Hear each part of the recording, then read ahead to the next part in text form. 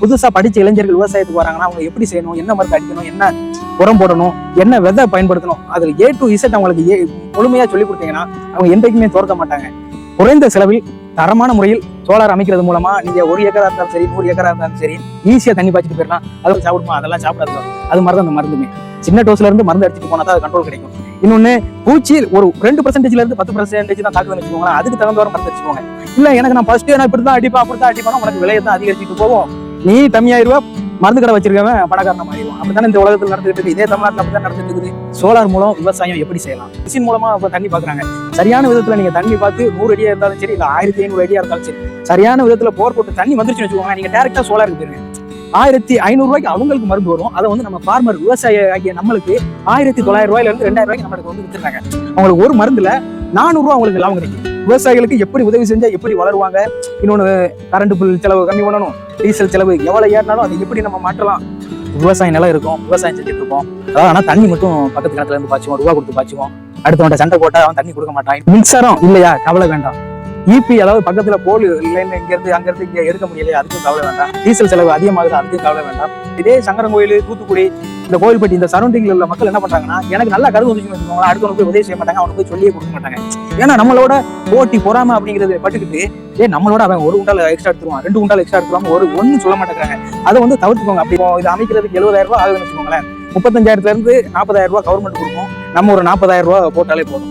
உதவி செய்யணும்னு நினைக்கக்கூடியவங்க சொல்லுவாங்க, நம்மளை அப்படியே தூர தள்ளி விடணும்னு நினைக்கிறவங்க அதை வந்து நம்ம சொல்லிக் கொடுக்க மாட்டாங்க. வச்சுக்கோங்களேன், அவங்க 1600 ரூபாய் கொடுத்தாலும் அவங்களுக்கு லாபம் இருக்கும், 1900 ரூபாய் கொடுத்தாலும் லாபம் இருக்கும். 35% இருந்து 70% வரை மானியம் கொடுத்துட்டு இருக்காங்க. அந்த ஒரு சின்ன குழந்தைகிட்ட போய் சோறு சாப்பிடுன்னு சொன்னா சாப்பிடுமா, இல்ல தோசை சாப்பிடுன்னு சொன்னா சாப்பிடுமா? கரண்ட் ஆஃப் ஆயிடுச்சுன்னு வச்சுக்கோங்களேன், 1 கிலோமீட்டர் கடந்து போய் தான் போய் மோட்டர் போட வேண்டிய அவசியம் இருக்கு. அதாவது 100 ரூபா, 150 ரூபா, 200 ரூபா அப்படி வரிசைக்கு போகணும். நீங்க டேரக்டா 800 ரூபா மருந்து வாங்கிக்கிட்டு அடிச்சா கேட்கலாம் அப்படின்னா ஒரு மயிறு கேட்காது.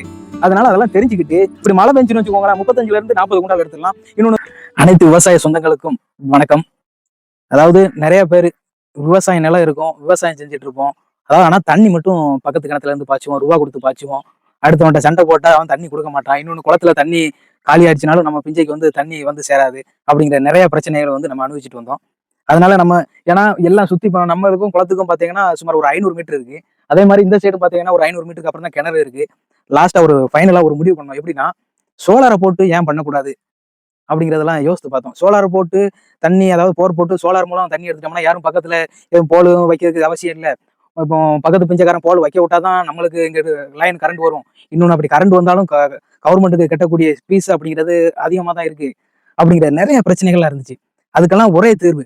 அதாவது எப்படின்னா, சோலார் மூலம் விவசாயம் எப்படி செய்யலாம் அப்படிங்கிறத நான் கேட்டு தெரியும் போது தான் சொன்னாங்க. அதாவது நீங்க வந்து ஒரு போர் போடணும், 100 அடினாலும் சரி, இல்லை ஒரு 1000 அடினாலும் சரி, யாரு இதுக்குமே தேவை இல்லாம, அதாவது சோலார் மூலம் ஒரு போர் போடுறோம், போர் போட்டோன்னே சோலார் மாற்றோம். அதுல இருந்து நமக்கு 1 ஏக்கரா இருந்தாலும் சரி, 100 ஏக்கரா இருந்தாலும் சரி, நம்ம அந்த சோலார்ல இருந்து எடுத்து, அதாவது போர் போட்டு எடுக்கிற தண்ணி 100 ஏக்கர்னாலும் காலையில 6 மணிக்கு மோட்டர் போட்டாலும் சாயங்காலம் 6 மணி வரை, அதாவது வெயில் சூரியன் எப்பெல்லாம் வருதோ அவ்வளவு பவர் கொடுக்கு. அதாவது தண்ணி பார்த்தேன்னு வச்சுக்கோங்களேன், இந்த சோலார் பயன்படுத்தினதுக்கு அப்புறம் தான் விளைச்சலும் பார்த்தீங்கன்னா கொஞ்சம் நல்லா இருக்கு. ஏன்னா கிணத்து பாசனம் அப்படிங்கிறது எல்லா சைடும் பாயுமானா அது பாயாது. இதே சோலார் மூலம் பாய்ச்சும் போது, இப்ப நீங்க ஒரு டைம் ஆன் பண்ணி விட்டீங்கன்னா அது வாட்டில் ஃபுல்லா பாய்ச்சிரும். அதே இப்ப நான் கிணத்து பாசனம் நம்ம பாய்ச்சிரோம்னு வச்சுக்கோங்களேன், ஒரு 1 கிலோமீட்டர்லனாலும் அங்க இருந்து இங்க தண்ணி வரும். கரண்ட் ஆஃப் ஆயிடுச்சுன்னு வச்சுக்கோங்களேன், 1 கிலோமீட்டர் கடந்து போய் தான் போய் மோட்டர் போட வேண்டிய அவசியம் இருக்கு. ஆனா இந்த சோலார் மாட்டினதுக்கு அப்புறமா அந்த பிரச்சனையை முதல்ல தவிச்சுக்கிறோம். அதுக்கப்புறமா இந்த கரண்ட் போகும், கரண்ட் வரும், அது ஒரு பிரச்சனை. இன்னொன்னு, இந்த பக்கத்து வயல்காரங்கள்லாம் விட மாட்டாங்க. ஏன் பிஞ்சைகளோடு எதுக்குப்பா வர, ஓம் பிஞ்சைகளோடு எதுக்குப்பா போற, அப்படி இப்படிலாம் பேசுவாங்க. அதை நம்ம தவிர்த்துக்கிறோம். இன்னொன்னு, இந்த ஆயில் மோட்டர் மூலமா நம்ம தண்ணி பாய்ச்சிட்டு இருக்காங்க. அது வந்து எப்படின்னா, அதுக்கு டீசல் விலை அதிகமாச்சுன்னு வச்சுக்கோங்களேன். நம்ம விவசாயம் செய்யறதே, நிறைய விவசாயிகள் வந்து அந்த ஆயில் மோட்டர் மூலமா தண்ணி பாய்ச்சிட்டு இருக்காங்க. அதுக்கு இப்ப டீசல் விலை உயரும் போது அந்த விவசாயிகளுக்கு மறுபடியும் வயிற்றுல அடிக்கிற நிலைமை இருக்கு. இன்னொன்னு, இதுன்னு வச்சுக்கோங்களேன், கரண்ட் அவசியம் கிடையாது. சூரியன் தான் நம்மளுக்கு வந்து உணவு மாதிரி. இது சூரியன் உதிச்சுச்சுன்னா எல்லா இடத்துக்கும் மொத்தமா போயும். அது மாதிரி இந்த டைம் தான் ஆஃப் ஆயிரும், 1 மணி நேரத்துல ஆஃப் ஆயிரும், அப்படிலாம் கிடையாது. ஒரு டைம் நீங்க ஒரு சூரிய ஒளி மோட்டாரை நீங்க மாட்டிட்டேன்னு வச்சுக்கோங்களேன், இந்த இங்க இருக்கும் இந்த பிளேட் ஒரு முறை மாட்டிட்டேன்னா 20 டு 25 வருஷத்துக்கு இதுக்கு வந்து பலன் தருது. மின்சாரம் இல்லையா, கவலை வேண்டாம்.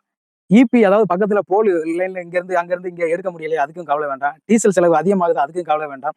குறைந்த செலவில் தரமான முறையில் சோலார் அமைக்கிறது மூலமா நீங்க 1 ஏக்கரா இருந்தாலும் சரி, 100 ஏக்கரா இருந்தாலும் சரி, ஈஸியா தண்ணி பாய்ச்சிட்டு போயிடலாம். அது மாதிரி நீங்க இங்க இருந்து அங்க வர ஓடி போயிட்டு மோட்டர் அமர்த்தணும் அந்த அவசியம்லாம் கிடையாது. இப்ப கரண்ட் அங்க போயிடுச்சுன்னு வச்சுக்கோங்களேன், இங்க இருந்து அங்க ஓடி போய் போட்டு விட்டு இங்க வரங்குள்ள அதுக்குள்ள எங்கிட்ட உடஞ்சு போயிருது. அப்படியெல்லாம் பிரச்சனை இருக்கு பாத்தீங்களா? இது அப்படி கிடையாது. காலையில ஒரு 6 மணிக்கு நீங்க மோட்டர் ஆன் பண்ணீங்கன்னா சாயங்காலம் 6 மணி வரை அது வாட்டுல பாய்ஞ்சிட்டு இருக்கிறோம். அதாவது இதுக்கும் நம்ம அரசு வந்து என்ன செய்யறாங்கன்னா மானியம் கொடுக்குறாங்க. 35% இருந்து 70% வரை மானியம் கொடுத்துட்டு இருக்காங்க. அந்த மானியம் கொடுக்கறதுனால இப்போ இது அமைக்கிறதுக்கு 70,000 ஆகுதுன்னு வச்சுக்கோங்களேன். 35,000 இருந்து 40,000 கவர்மெண்ட் கொடுக்கும். நம்ம ஒரு 40,000 போட்டாலே போதும். ஏன்னா அதுமே நம்ம நண்பர் வந்து அங்க பண்ணி செஞ்சு கொடுத்துட்டு இருக்காப்ல எல்லாத்துக்குமே. அது உங்களுக்கு தேவைப்பட்டாலுமே நீங்க நம்ம கான்டாக்ட் நம்பர் கொடுத்துருக்கோம். அதுல ஒரு கால் மட்டும் பண்ணா போதும். உங்களுக்கு 2 நாள்ல வந்து அந்த இதுவுமே நம்ம கிளியர் பண்ணி கொடுத்துருவாங்க. அதே மாதிரி இப்ப நம்ம பார்க்கக்கூடியது இங்க பாருங்க. இது வந்து 40 400 அடி போட்டுக்கிறோம் இந்த போர். இந்த 400 அடி போர் போட்டதுல இருந்து சுமார் ஒரு 3 ஏக்கருக்கு இந்த இதுல இருந்து நம்ம தண்ணி பாய்ச்சிட்டு இருக்கிறோம். கிணறு நம்மகிட்ட கிடையாது. போர் மட்டும்தான். அதாவது பக்கத்து வயல்காரங்களை கூட நம்ம நாடு தேவை கிடையாது. நம்ம எந்த கரண்டும் அதாவது கரண்ட்ங்கிற பேச்சுக்கே இடம் வேண்டாம். இன்னொன்னு ஒரு நாள் சடன் அப்படிம்பாங்க. ஒரு நாள் கரண்ட் வரும், ஒரு நாள் கரண்ட் வராது. முழுமைக்கு ஒரு நாள் சடன்னு சொல்லிட்டாங்கன்னு வச்சுக்கோங்களேன். அன்னைக்கு நம்ம தண்ணி பாய்ச்சிற நிலைமை வந்துச்சுன்னா என்ன செய்வோம்?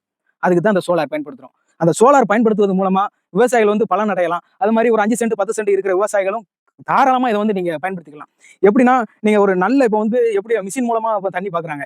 சரியான விதத்துல நீங்க தண்ணி பார்த்து 100 அடியா இருந்தாலும் சரி, இல்ல 1500 அடியா இருந்தாலும் சரி, சரியான விதத்துல போர் போட்டு தண்ணி வந்துருச்சுன்னு வச்சுக்கோங்களேன், நீங்க டைரக்டா சோலாருக்கு போயிருங்க.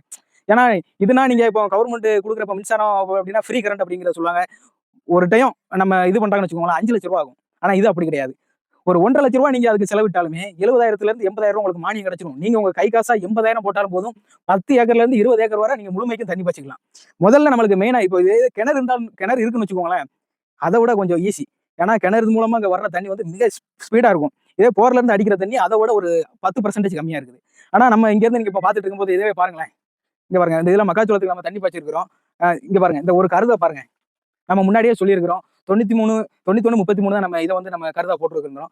இன்னொன்னு ஹைட் இல்லைனாலுமே அந்த கருதோட விளைச்சலை பாருங்க. இது நம்மளுக்கு ஒரு ஏக்கருக்கு 35ல இருந்து 40 குண்டால் வருதுன்னா தண்ணி வந்து நம்ம ரெகுலரா பாய்ச்சிட்டு இருக்கிறோம். அதாவது ஒரு 5 நாள்ல பாய்ச்சணுமா 5 நாள்ல பாய்ச்சிட்டு இருக்கிறோம். 10 நாள்ல இப்போ வந்து ஒரு 3 நாளா மழை பெஞ்சிருக்குது. அந்த 3 நாளா மழை பெய்யும் போது இன்னும் கொஞ்சம் நம்மளுக்கு யூஸ்ஃபுல்லா இருந்துச்சு. அதே மாதிரி இப்போ கரெக்டா 3 உரம் வச்சிருக்கிறோம். முன்னாடி சொன்ன மாதிரி டிஏபி ஒரு மூடை போட்டிருந்தோம். அதுக்கப்புறம் 25வது நாள்ல யூரியா 2 மூடை போட்டிருந்தோம். எல்லாருமே ஒரு முடையோட நிறுத்துவாங்க. ஆனா நம்ம அப்படி நிறுத்தல. 2 முடை போட்டிருந்தோம். இப்போ கரெக்டா ஒரு 65வது நாள் பக்கம் என்ன போட்டிருந்தோம்னா, பொட்டாசு சல்பேட், அதாவது நல்ல வளர்ச்சிக்கும் நல்ல மேனி கருதாக்கும் 2 உரம் போட்டிருந்தோம். அந்த 2 உரம் போடும்போது தான் அந்த கருதுங்கிறது சூப்பரா இருக்கு. அது மாதிரி களை பிரச்சனையுமே நம்மளுக்கு கிடையாது. ஏன்னா நம்ம களைக்கொல்லி பயன்படுத்திருக்கோம். புல்களைக்கு நம்ம மருந்து அடிக்கல, இலக்கலைக்கு மட்டும்தான் அட்ரஸன் பயன்படுத்திக்கிறோம். நம்ம ஒவ்வொரு வீடியோமே தெளிவா ஆணி வேற அக்கு வேற தான் ஒட்டச்சு பேசுறோம். விவசாயிகளுக்கு எது பலன் பெறணும், விவசாயிகளுக்கு எப்படி உதவி செஞ்சா எப்படி வளருவாங்க, இன்னொன்னு கரண்ட் பில் செலவு கம்மி பண்ணணும், டீசல் செலவு எவ்வளவு ஏறினாலும் அதை எப்படி நம்ம மாற்றலாம். எல்லா விவசாயிகளும் ஒண்ணு புரிஞ்சுக்கோங்க. அதாவது எப்படின்னா, பொறியாளர்கள் தோற்கலாம், மருத்துவர்கள் கூட தோற்கலாம், விஞ்ஞானிகள் தோற்கலாம், ஒருபோதும் விவசாயிகள் என்றைக்கும் தோற்கக்கூடாது. தோற்கக்கூடாதுன்னா விவசாயிகளுக்கு உதவி செய்யணும். எப்படி உதவி செய்யணும்? அவங்களுக்கு தெரியாத விஷயங்களை சொல்லிக் கொடுக்கணும். புதுசா படிச்ச இளைஞர்கள் விவசாயத்துக்கு வராங்கன்னா அவங்க எப்படி செய்யணும், என்ன மருந்து அடிக்கணும், என்ன உரம் போடணும், என்ன விதை பயன்படுத்தணும், அதுல A to Z அவங்களுக்கு முழுமையா சொல்லி கொடுத்தீங்கன்னா அவங்க என்றைக்குமே தோற்க மாட்டாங்க. இன்னொன்னு நீங்க சொல்லி கொடுக்காதனாலதான் இதே சங்கரங்கோயில், தூத்துக்குடி, இந்த கோயில்பட்டி இந்த சரௌண்டிங்ல உள்ள மக்கள் என்ன பண்றாங்கன்னா, எனக்கு நல்லா கருது வந்துச்சுன்னு வச்சுக்கோங்களேன், அடுத்தவனுக்கு போய் உதவி செய்ய மாட்டாங்க, அவனுக்கு போய் சொல்லியே கொடுக்க மாட்டாங்க. ஏன்னா நம்மளோட போட்டி பொறாமை அப்படிங்கிறது பட்டுக்கிட்டு, நம்மளோட அவன் 1 குண்டால் எக்ஸ்ட்ரா எடுத்துருவான், 2 குண்டால் எக்ஸ்ட்ரா எடுத்துருவான், ஒன்னும் சொல்ல மாட்டேங்கிறாங்க. அதை வந்து தவிர்த்துக்கோங்க. அப்படி தவிர்த்தாதான் உங்களுக்கு நல்லது, எனக்கு நல்லது. இப்ப நான் வந்து சொல்லிட்டு இருக்கிறேன், இந்த களைக்கொல்லி அடிங்க, இப்ப அட்ரஸன் அடிச்சாலும் இலக்கலை போகும், புல்களை வந்து அதுக்கு தகுந்தவாறு மருந்தை பயன்படுத்துங்க அப்படின்னு சொல்லிட்டு இருக்கிறேன். இப்ப புல்களை இலக்கலை இருக்கும்போது லாடிசி, மீசோட்ராக்ஸ், டெம்போட்ரியான், மீசோட்ரியான், இன்னொன்னு பாத்தீங்கன்னா இப்போ புதுசா அறிமுகப்படுத்தின அசிட்டகா, இது மாதிரி எல்லா மருந்துமே இருக்கு. இதே இலக்கலைக்கு என்ன மருந்து கேட்கும்னா அட்ரஸன் மட்டும் அடிச்சாலே போதும். இப்ப நீங்க இப்போ இலக்கலை மட்டும்தான் இருக்குன்னா கண்டிப்பா அட்ரஸன் அடிச்சுங்க. 1,500 அவங்களுக்கு மருந்து வரும். அதை வந்து நம்ம ஃபார்மர் விவசாய ஆகிய நம்மளுக்கு 1,900 இருந்து 2,000 நம்மளுக்கு வந்து வித்துருக்காங்க. அவங்களுக்கு ஒரு மருந்துல 400 அவங்களுக்கு லாபம் கிடைக்கும். அப்படிங்கிற பிரச்சனை எல்லாம் இருக்கு. அதே இது இப்ப நீங்க இலக்கலை மட்டும்தானே இருக்கு அப்படின்னு நீங்க நல்ல விவசாயிகள்கிட்ட, கொஞ்சம் தெரிஞ்ச விவசாயிகிட்ட, படிச்ச விவசாயிகிட்ட, இன்னொன்னு இல்லாட்ட அதிக எக்ஸ்பீரியன்ஸ் உள்ள விவசாயிகிட்ட போய் கேட்டீங்கன்னா அட்ரஸன் அடிச்சாலே அது கண்ட்ரோல் ஆயிரும்னு சொல்லுவாங்க. அது நம்மளுக்கு உதவி செய்யணும்னு நினைக்கக்கூடியவங்க சொல்லுவாங்க. நம்மள அப்படியே தூர தள்ளி விடணும்னு நினைக்கிறவங்க அதை வந்து நம்ம சொல்லிக் கொடுக்க மாட்டாங்க.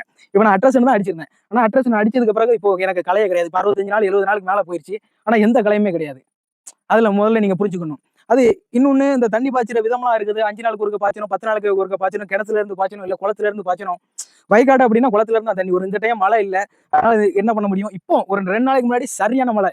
தென்காசி, தூத்துக்குடி, இந்த கன்னியாகுமரி இருக்கிற அந்த சரௌண்டிங்ல நல்ல மழை பெஞ்சுச்சு. அதனாலதான் அப்படி மக்காச்சோளத்தை பார்த்தீங்கன்னா சூப்பரா இருக்கு. இன்னொன்னு, இப்படி மழை பெஞ்சுன்னு வச்சுக்கோங்களேன், 35ல இருந்து 40 குண்டால் எடுத்துடலாம். இன்னொன்னு, இந்த வெயில் காலத்துல வந்து புழு தாக்கம் அப்படிங்கிறது அதிகரிச்சுக்கிட்டே இருக்கும். அந்த புழு தாக்கத்தை கம்மி பண்ணணும்னா கம்மியான டோஸ்ல இருந்து மருந்தடிங்க. அதாவது ஒவ்வொரு என்ன மருந்து வாங்குற, புரோபனபாஸ் வாங்குறீங்களா, இல்ல சைபர்மெத்திலின் வாங்குறீங்களா, இல்ல எமாமெக்டின் வாங்குறீங்களா, இல்ல கோரஜன் போன்ற டெக்னிக் வாங்குறீங்களான்னா அளவு, அதாவது ரூ. 100 ரூ. 150 ரூ. 200 அப்படி வரிசைக்கா போகணும். நீங்க டைரக்டா ரூ. 800 மருந்தை வாங்கிக்கிட்டு என்னைய அடிச்சே கேட்கல அப்படின்னா ஒரு மயிரும் கேட்காது. அதனால அதெல்லாம் தெரிஞ்சுக்கிட்டு கம்மியான டோஸ்ல இருந்து அடிச்சு போங்க. ஒரு சின்ன குழந்தைகிட்ட போய் சோறு சாப்பிடுன்னு சொன்னா சாப்பிடுமா, இல்ல தோசை சாப்பிடுன்னு சொன்னா சாப்பிடுமா, இல்லைன்னா இப்ப ஃபாஸ்ட் ஃபுட் எல்லாம் வந்திருக்குது, சிக்கன் ரைஸ், பானிபூரி எல்லாத்தையும் சாப்பிடுன்னு உடனே கொடுத்தா அது சாப்பிடுமா? அதெல்லாம் சாப்பிடாதுல. அது மாதிரிதான் அந்த மருந்துமே. சின்ன டோஸ்ல இருந்து மருந்து அடிச்சுட்டு போனா தான் அது கண்ட்ரோல் கிடைக்கும். இன்னொன்னு, பூச்சி ஒரு 2%ல இருந்து 10% தான் தாக்குதுன்னு வச்சுக்கோங்களேன். அதுக்கு தகுந்தவாறு மருந்து அடிச்சுக்கோங்க. இல்ல எனக்கு நான் ஃபர்ஸ்ட் நான் இப்படித்தான் அடிப்பேன் அப்படித்தான் அடிப்பேன்னா உனக்கு விலையத்தான் அதிகரிச்சுட்டு போகும். நீ கம்மியாயிருவ, மருந்து கடை வச்சிருக்கவன் பணக்காரனா மாறிடுவான். அப்படித்தானே இந்த உலகத்தில் நடந்துகிட்டு இருக்கு. இதே தமிழ்நாட்டில் அப்படித்தான் நடந்துட்டு இருக்குது. அதெல்லாம் புரிஞ்சுக்கணும், சிந்திக்கணும்.